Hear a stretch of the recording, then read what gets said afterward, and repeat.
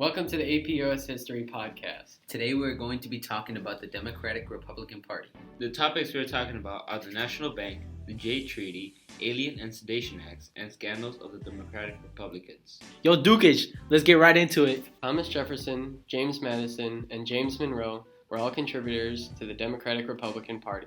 The Democratic Republicans survived as a political party, as the Federalists did not, and later faded away, making the Democrats and Republicans separate in two different parties. The Democratic Republicans thought the National Bank was unconstitutional and that the state should have more than one bank to support credit failure. Jefferson did not want a national bank because he preferred state bank. Eventually, another bank was created 5 years later in 1824 in Philadelphia, Pennsylvania, because Jefferson lost the argument against Hamilton. It was the second federally authorized Hamiltonian national bank in the United States. It is still open today to the public.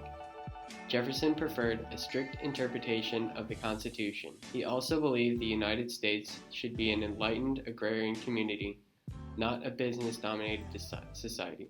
Furthermore, he believed the states should have power, but not too much power over major choices in the government. The government should rule and have a strict interpretation of the Constitution, but also the states should make some of the decisions in small-town government.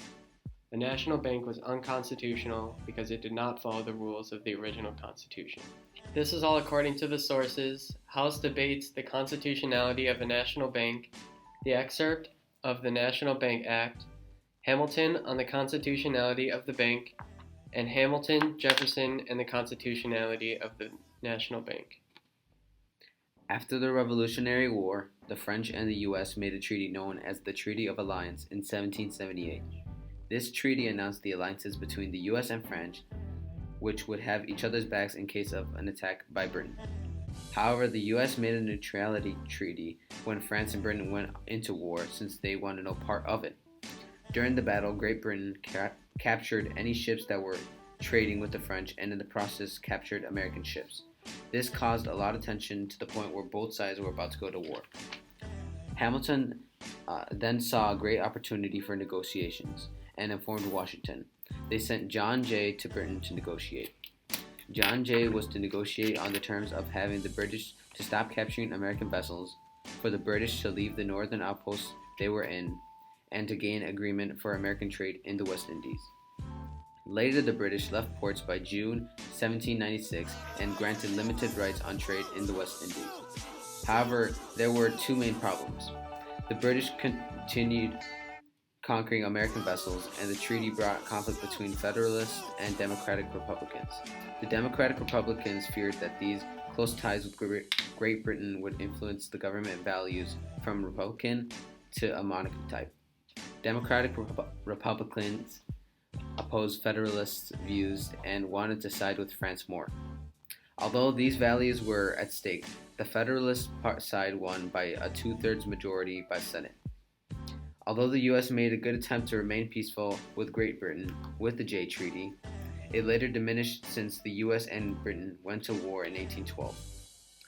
All of this was according to Jay's treaty, intended to relieve post-war tensions between Britain and the United States, and represented a Federalist strategy to avoid war. Federalist Party versus Democratic Republicans, Washington's message on the treaty, and Democratic Republicans' opposition to the Jay's Treaty. In 1794, President George Washington negotiated a treaty with England, which resulted in an improvement between America and England, which angered the French Revolution leaders. During the election of 1796, Federalist John Adams became the second president of the United States.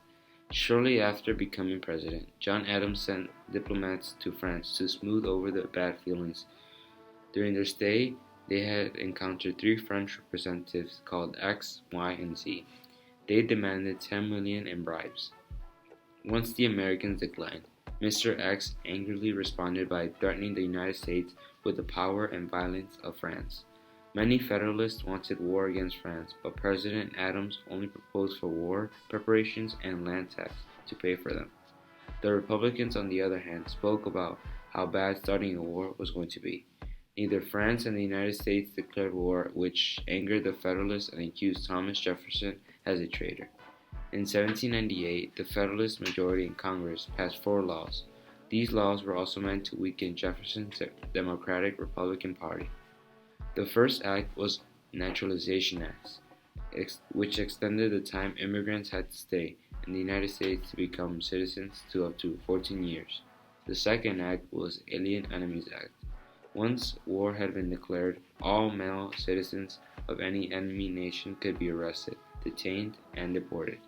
The third act was Alien Friends Act, which authorized the president to deport any non-citizens suspected of plotting against the government during either wartime or peacetime. The final act was the Sedition Act, which made it illegal for anyone to express any false, scandalous, and malicious writing against the Congress or the president. The act did not protect the vice president, only the Federalists. The Democratic Republican side of the Congress tried to oppose these laws by arguing that these laws went against the First Amendment, which protected the freedom of speech and press. In October of 1798, a Vermont Republican Congressman, Matthew Lyon, became the first person to put on trial under the Sedition Act. Like most Republicans, Lyon opposed going to war against France and objected to the land tax to pay for war preparations. A federal grand jury indicted Lyon for intentionally stirring up hatred against President Adams. The jury found Lyon guilty of expressing seditious words with bad intent. The judge, also a Federalist, sentenced him for 4 months in jail, a $1,000 fine, and court costs. Aaron Burr was a supporter of the Democratic Republican Party and was the vice president along with Thomas Jefferson in office. He and Alexander Hamilton did not get along very well. One of the largest complications between the two of the Burr-Hamilton duel in New Jersey, it was not legal to duel during the 1800s, and apparently these two got away with it. Hamilton won the duel, making Aaron Burr a criminal, which was not good for his record in office.